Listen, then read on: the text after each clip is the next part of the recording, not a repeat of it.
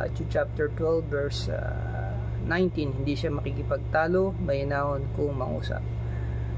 Ito po yung verse na hinihula ni Propeta Isaiah sa ating Panginoong Hesus, na ang ating pong Panginoon ay never siya makikipag-argue at ipipilit niya yun sa kanya, dahil kahit siya yung absolute truth ay hindi niya po ito pinilit sa mga taong ayaw maniwala sa kanya. Sa atin po bilang mananampalataya ng ating Panginoon ay hindi rin natin pwedeng ipilit yung katotohanan sa mga taong ay tumanggap nito, lalo na yung mga tao na nabulagan na dahil sa kanilang kinagisnan na reliyon o mga bagay na paniniwala sa buhay na hindi nakaayon sa salita ng Diyos. Katulad po ng mga tao na ng panahon ng ating Panginoon, itong mga reliyosong tao, ng mga religious priest pa po ito, na nais nila ipatupad yung araw ng pamamahinga o Sabbath day, ngunit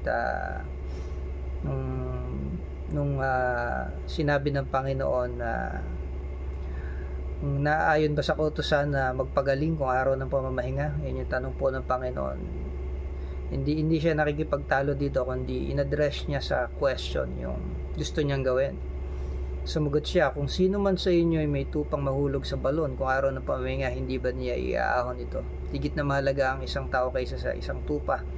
Kaya't naayon ba sa kautusan ang gumawa ng mabuti sa araw ng pamamahinga? Pagkatapos nito, sinabi niya sa tao, iunat mo ang iyong kamay, at iniunat ng taong kamay, at ito'y gumaling. Umalis naman ng mga Pariseo at nag-usap-usap kung paano ipapapatay si Jesus.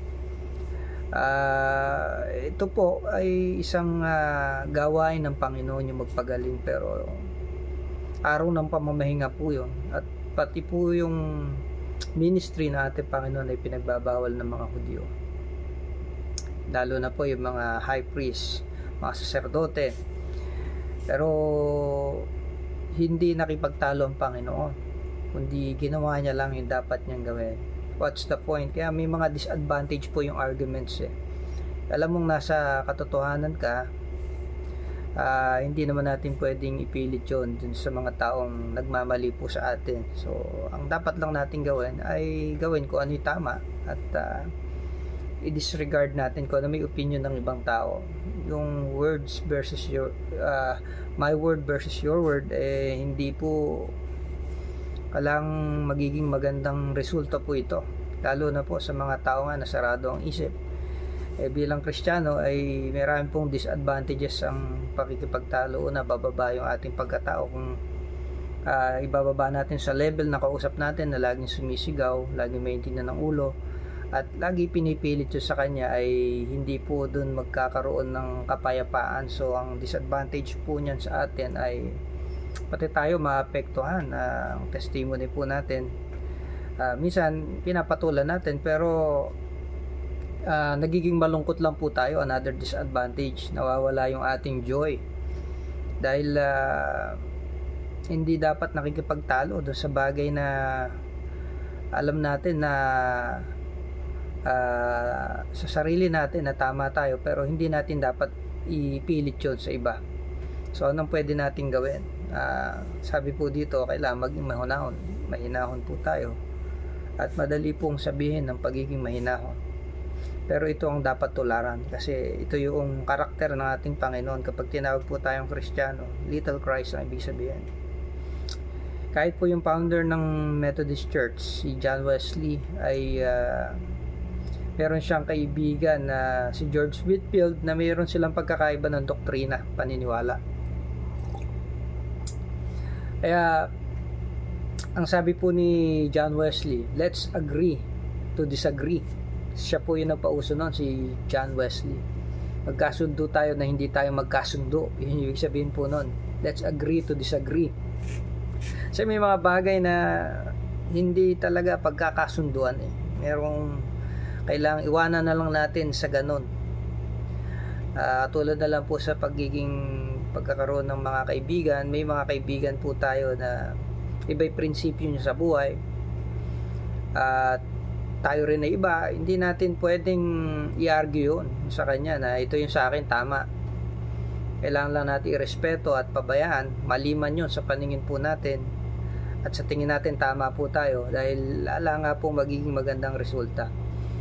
Ang kailangan lang po talaga natin ay yung kainahunan ng gagaling sa pakikipag-isa sa ating Panginoon, dahil hindi po natin kaya ito sa biyaya lang po ito, nandiyan sa grace lang po ng Panginoon para tayo maging mahinahon, dahil mahirap po itong gawin lalo na po tayo na affected tayo ng environment po natin ngayon, ng klima natin, mainit panahon, mainit din ang ulo, traffic, nakakainit din po ng ulo yon.